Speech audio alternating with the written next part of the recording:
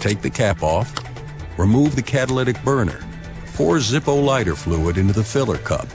Fill to the lower line for 6 hours of warmth or the upper line for 12. Then pour into the hand warmer. Replace the burner.